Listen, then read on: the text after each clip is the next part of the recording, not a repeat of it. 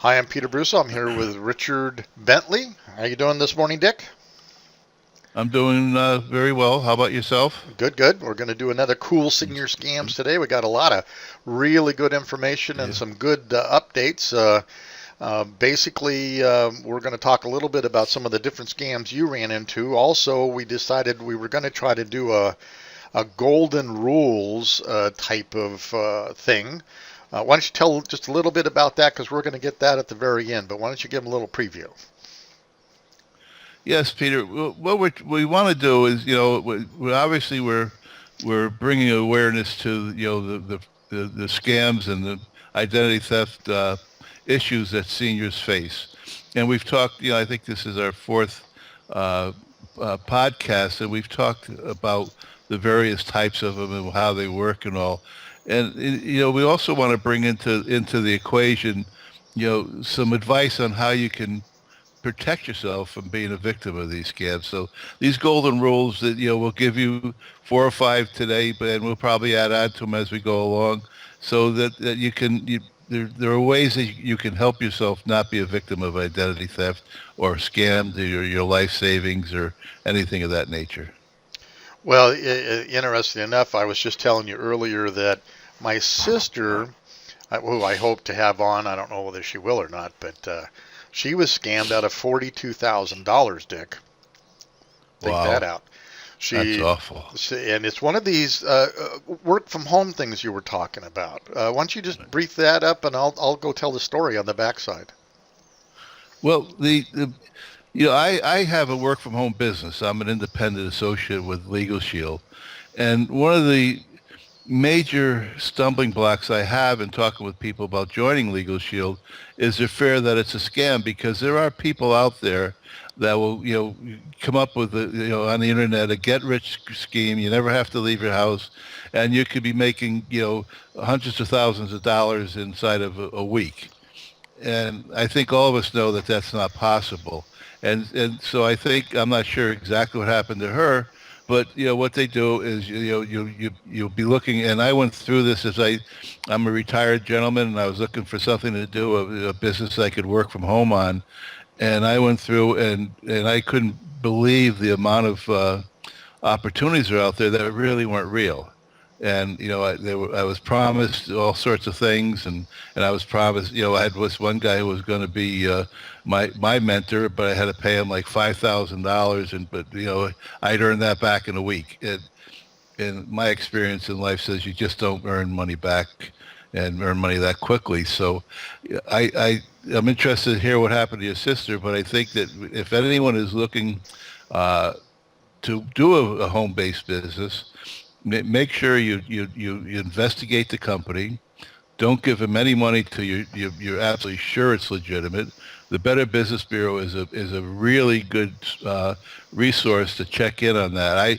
I call the Better Business Bureau maybe 10 times as I was doing my due diligence, and three or four times they said stay away from it. It's a bad deal. It's a scam. So I'm really sorry to hear about your sister. That's awful. Yeah, I know. I talked to her. Oh, it's been a little bit ago, but basically it was a work at home scheme, do certain things. She ended up meeting by accident some woman that was close to her and her age, who was doing the same thing about 6 months in front of her, and she was making a reasonable wage at that time.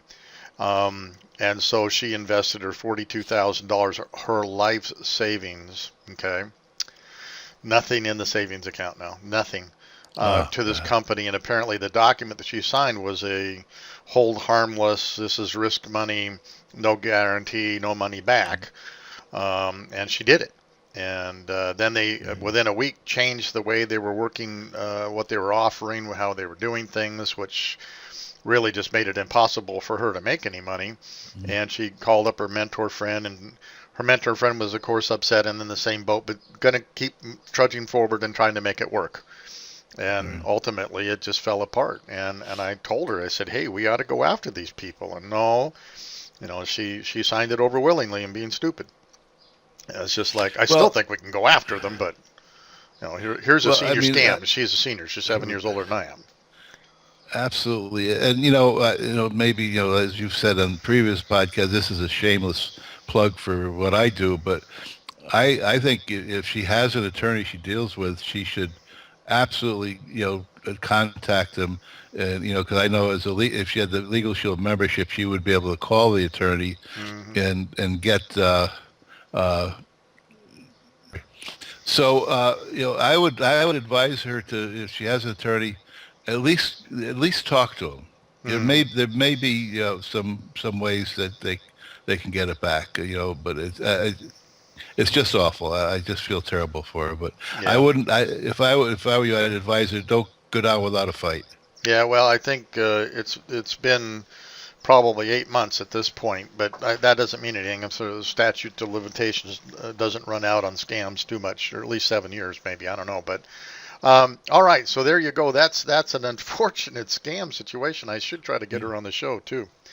Yeah. Um, we were talking that there were all kinds. You had done some research on some of the different scams. You want to talk about those real quick? Yes, trying to to see just what's out there and how prevalent the things are, and I came across some that were new to me that I hadn't heard from. Some of the top ones are car ads where you're getting uh, an ad that online ads promise to pay people $400 more a week for driving around with company logos in their car. People would send a check and ask to deposit in the account. Then they wire part of the payment to a graphic designer who would customize the ad for the vehicle. That's just a fraud. It doesn't happen. There's no graphic designer or ad, and the check would bounce usually after the people had wired money to the scammers. So if you see that, if you see that on the internet or whatever, use your car for advertisement. I would stay away from that. There's a mystery shopper. I've seen this, and in fact, I almost signed up for this because this mystery shopper where they'll pay you to go into certain stores and rate the stores and things of this nature. You have to pay a certain fee to join, but you get discounts and all this other stuff. 9 out of 10 of those are absolute scams. And we've talked about the lottery ones. We've talked about the home-based business issues, and the last one that I will talk about this morning, we could talk for a while. Actually, it's two. One is the disaster relief. Like in Haiti and all these people, Right. they've had these terrible, terrible tragedies. Make sure when you're giving, we all try to help, but make sure you give it to legitimate charity because there are a ton of them that are just phony, and your money is just going to go to the crooks. So make sure something like United Way, the American Red Cross, or if you have a favorite charity, but make sure they're legitimate. Just don't give money to someone who calls you and says, I'm calling for a donation on behalf of the Haiti earthquake fund, because chances are they're not legitimate. Right. And the last one is one that I think is people will be very susceptible to right now, and that is that President Obama will pay your utility bills. Yes. And you'll get you'll get people will be get text messages and all that there's a new act that that if you're behind in your utility bills or you need help on it, they'll pay for it. And they're asking you for your Social Security, credit card numbers, so they can check everything out and process it.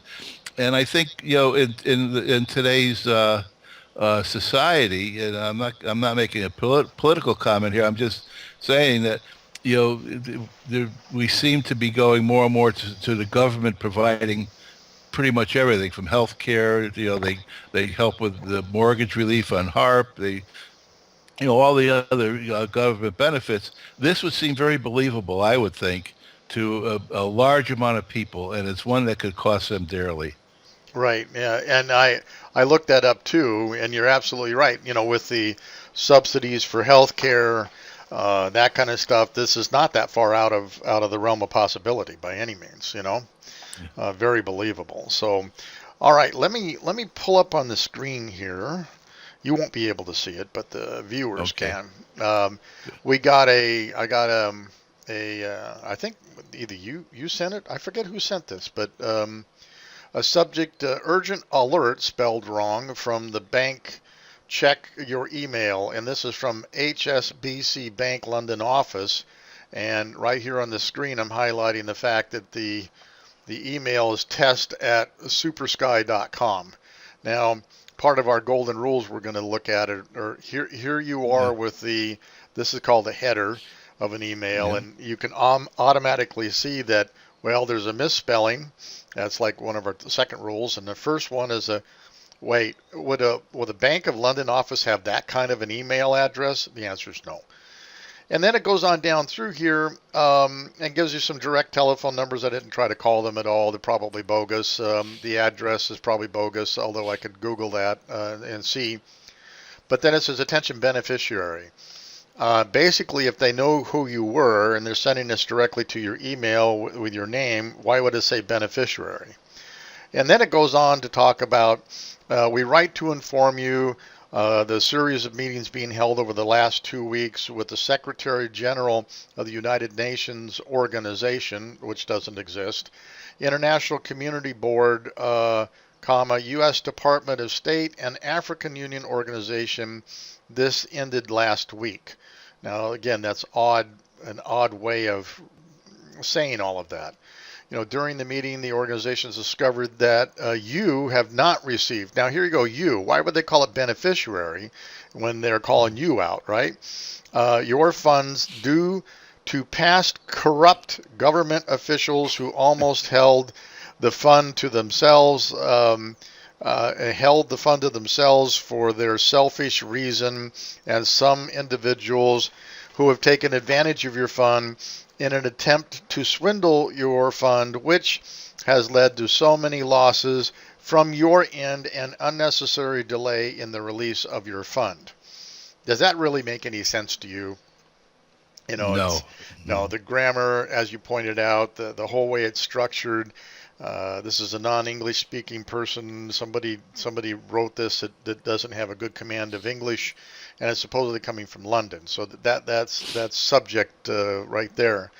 Then it goes on to say the International Community Board Committee, enhanced by the United Nations / U.S. Department of State and African Union Organization, have successfully passed a payment mandate to our bank to clear all overdue contract funds, lottery winnings, and inheritance funds owed to you and other individuals and organizations who have been found not to have received their funds. So that's a great blanket statement there. We usually talk about lottery winnings and stuff. Well, they're going to cover it all. A woman by the name of Mrs. Cindy May came to our office with an application stating that you gave her the power of attorney to be the beneficiary of your outstanding funds.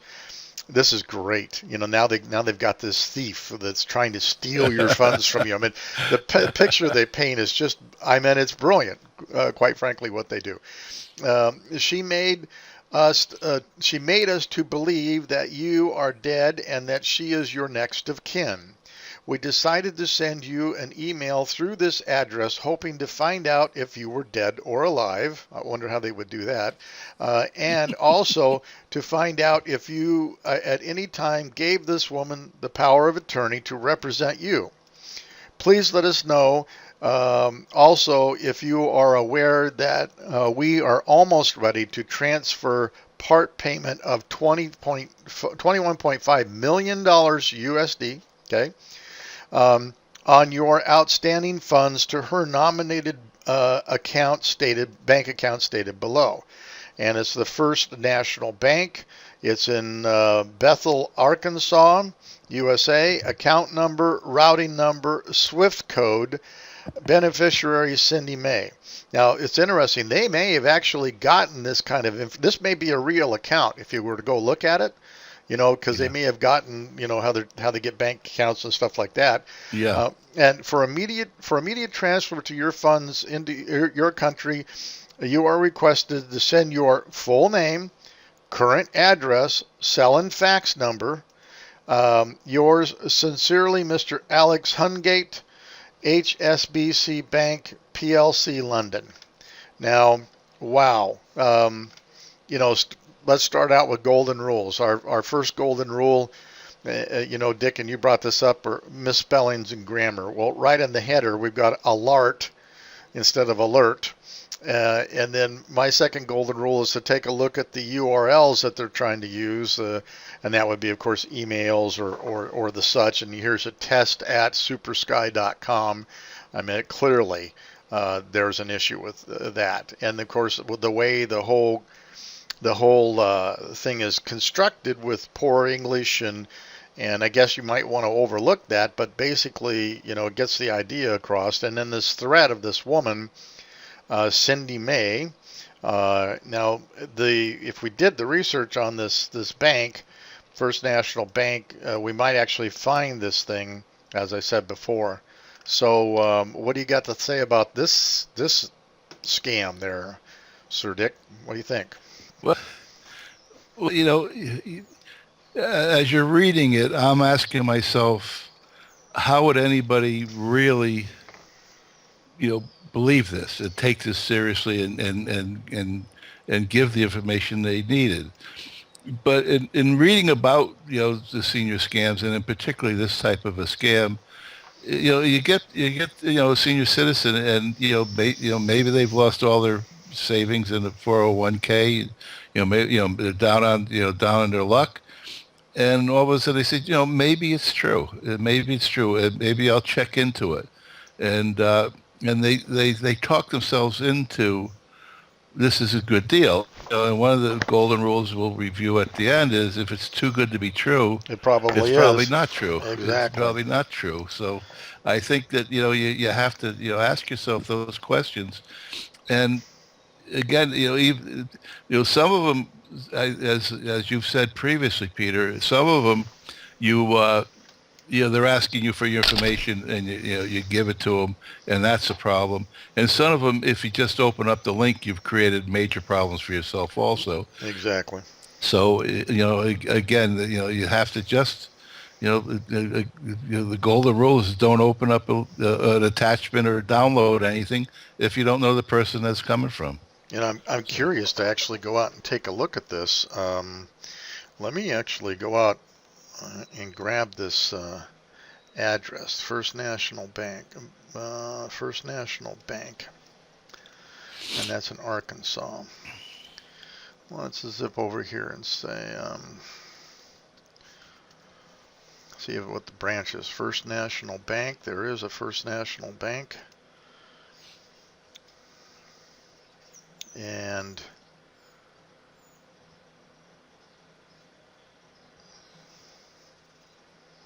it's a Southern California. I don't think. Let me do this. First National Bank. Let me go grab that address. And this was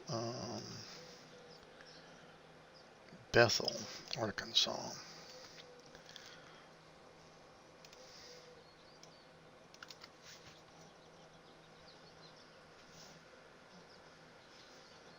Oh, there is a Bethel, Arkansas National Bank.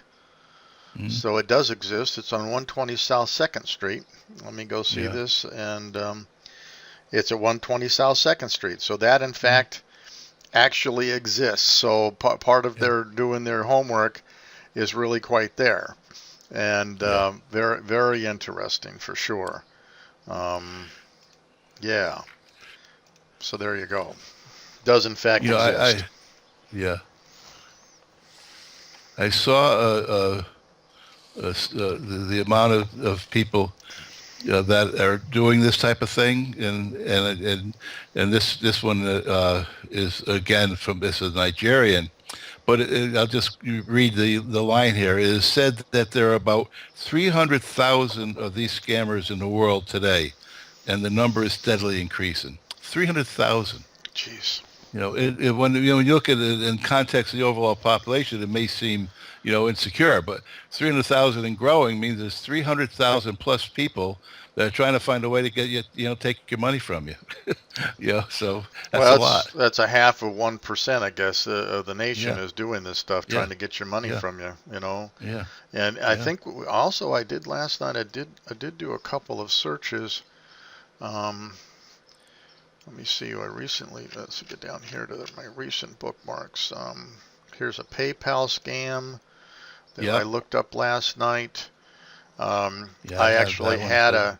this is a Craigslist type scam, and I'll have some of these in the show notes, but the Yeah. scammer will send you a phony but legitimate email from PayPal indicating the money has been sent but won't be credited Right. to your account until you email back the tracking number.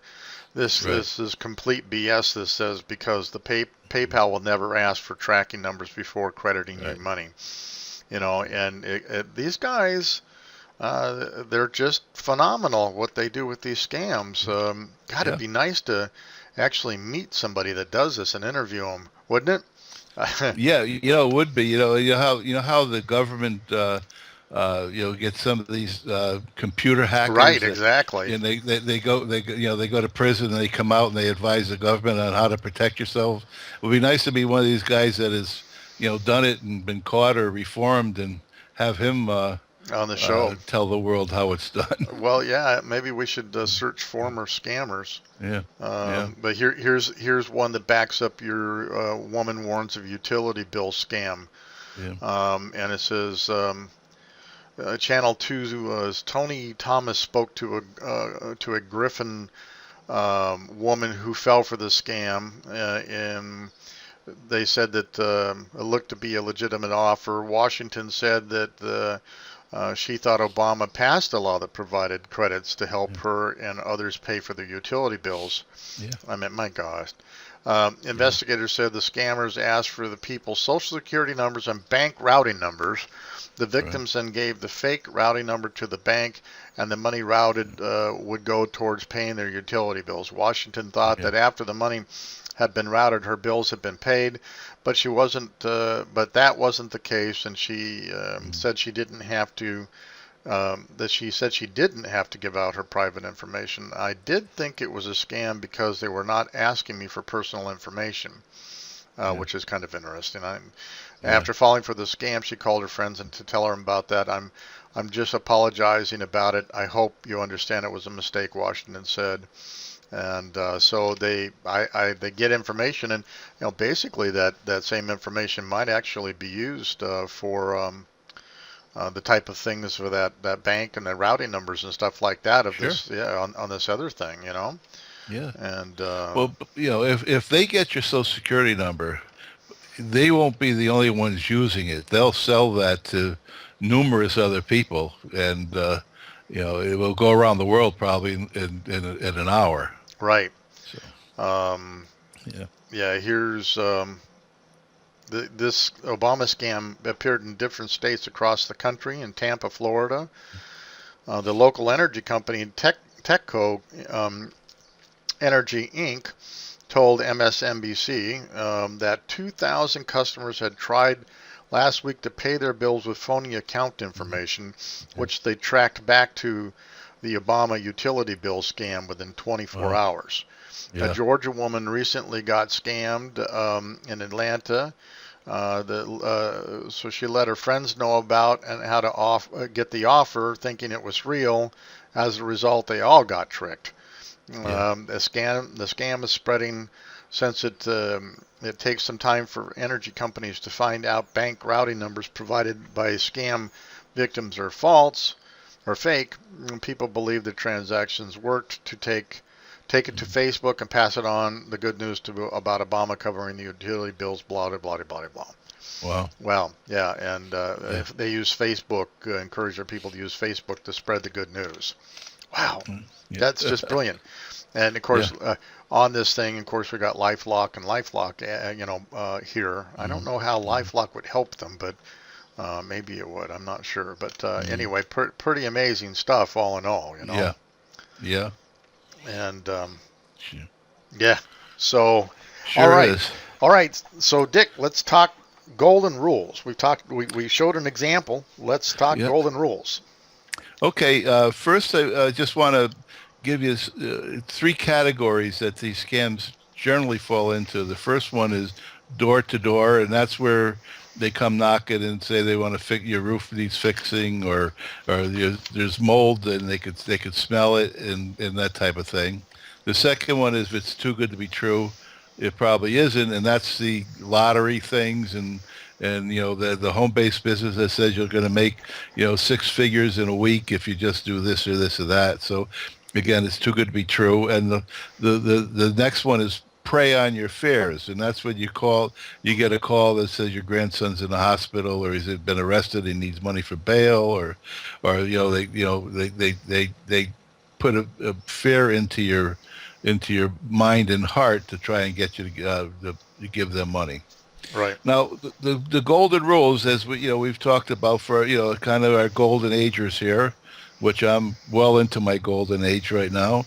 The first one we talked about is the email header, and Peter pointed out on the one that he had, there wasn't a legitimate header. It had test in it or something like that. I don't know if you want to comment on that or not, Peter. Yeah, basically it was test at Sky whatever. Avast virus database has been updated. It was Okay. a test at, as a URL or as their email address, and that's not right. Right. Okay, and we mentioned the spelling and grammar. Now, you may say, well, geez, that's, you may be being unfair to somebody that hasn't got an education to understand it. I mean, there is bad grammar, and then there is really bad grammar or really bad spelling, and I think you can tell the difference. And if you see something like that, don't trust it. Yeah, you'd almost think that they're making enough money they ought to hire somebody that knows what they're doing to write something like that, That's right. Terrible. That's for sure. Maybe we should offer And to if- do that for him, Dick. Yeah. And if they don't know your name, they're calling you the beneficiary or the consignee or any of these other terms they use, and they never use your name in it, and they still say they want to give you $20 million. That's kind of fishy too. So Yeah, there's something wrong with that. Yeah, look at that with a very suspicious mind. A jaundiced eye, as they used to say. Yes, I was going to say that. Absolutely. A jaundiced eye. Right. Okay, the next one, if it's too good to be true, it's probably not true, and that's just a golden rule of life. I've always felt if it's such a good deal, why isn't the person who's offering me a millionaire instead of calling me and trying to get me to do something? So again, if the offer just is too good to be true, you won the Irish sweepstakes, or you won some other lottery. And That you even never in your mind, participated in. that you never participated in, but it maybe your mind say, well, maybe I did do that, because they're waving huge amount of monies at you. It's not going to be true. So, Right, 21.5 million. okay, right, yeah. The next one is if you're on the, if someone's offering you, I'm going to fix your roof, or I'm going to do something for you, or or I got this home-based opportunity, but give me $42,000 and all. Some of these things are legitimate, and I don't think we want to paint the picture that everybody that comes to your door or calls you is trying to scam you. Mm-hmm. But the golden rule should be: tell the person, listen, I'm going to contact my lawyer, or I'm going to talk to my children, I'm going to talk to my best friend and see what they think of it, before you commit anything. Probably what's going to happen, if it's a scam, the guy's going to hang up. Mm-hmm. Okay, if it's legitimate, the guy's going to want you to check it out. Any legitimate business person wants someone to do the due diligence to make sure that they're the person feels comfortable that they're getting a deal. Mm-hmm. So again, not everything is a scam in this world, and if you think you have something you'd be interested in, if you have a lawyer, call them. If not, talk to your neighbor if you value the opinion, your children, if you're religious, your pastor, your priest, or somebody. But talk it over before you make a decision. Yeah, no, that's good counsel too. So, and if it passes all those idiot tests, then at least you've done your due diligence as best you can. Right. Absolutely. Right. And I would say in your sister's case, if you're presented with a contract to sign, don't sign it until someone with legal experience has looked at it. Right. Don't sign any contracts unless you you've had a look at. One of the things that Legal Shield they say is you can rest assured that the contract that you're being presented with has been put together by a lawyer, but just not yours. Yeah. So make Well, sure that's you true. have a lawyer look at it. So Right. That's true. That's a good point that's too. just yeah. Yeah. And the last thing is, don't open or download, don't open an attachment or download a link or anything from any of these sites. If you don't know where it comes from, don't download it, don't open it. Just make sure you know the sender before you do anything. Good. And for now, Peter, those are our golden rules. We probably will be adding on some as we get further into our program and as we find out more information on some of these scams. On the and we'll bring it to closer in a minute, but when we go to the 111 business group, we ought to do a little data dump on our golden rules, huh? Yeah. And That'd be a good idea. maybe the work at home stuff or a couple of those Yeah. other scams like that Yeah. might be Yeah. kind of fun to announce Sure. out there. Well, good. Well, Yeah. okay, Dick, this is another podcast in the can here, and I'll get it up shortly and have some show notes for people to click and look at some of the sites that some of the things we referenced, and certainly have our HSB letter up there for people to see as well. So, all right, Dick. Well, that's good. Have a good day, and thank you so much, and we'll see you on the next podcast. Okay, you too, sir, and have a good day yourself. All right. Thanks, Dick.